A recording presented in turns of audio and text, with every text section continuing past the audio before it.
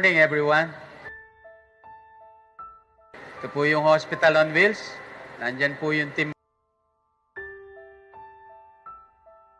We are here to serve you.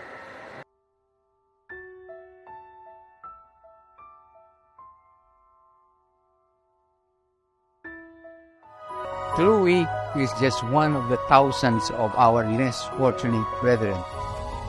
And with us working together, we can make a difference in their lives. An hour of sacrifice, a lifetime happiness for these kids.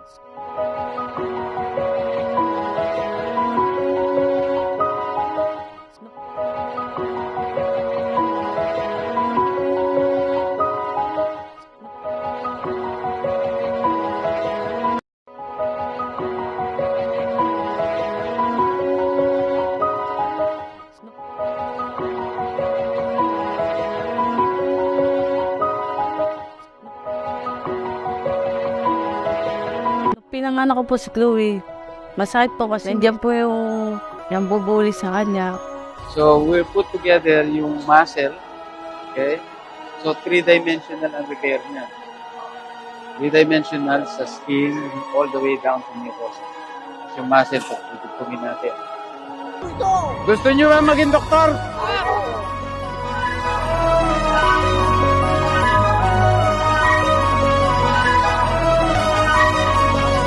Has been going all over the Philippines to treat patients like Chloe. In the absence of tertiary hospitals, the specialists in the countryside, there must be an option. And the option is the Hospital on Wheels. Instead of these people selling their houses or getting a loan, going to a tertiary hospital, it is the Hospital on Wheels that go to them and get treated.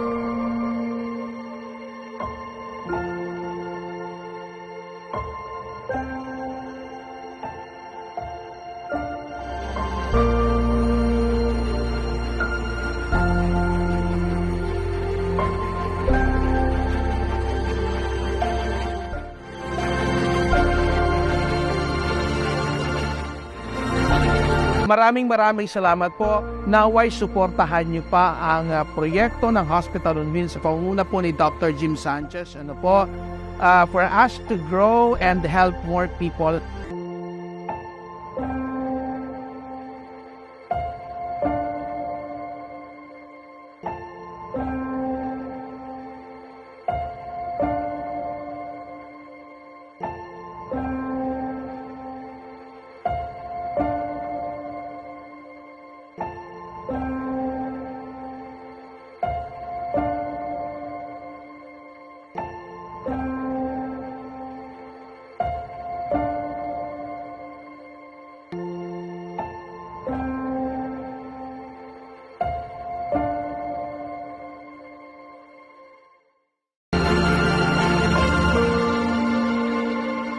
This is the Hospital on Wheels team.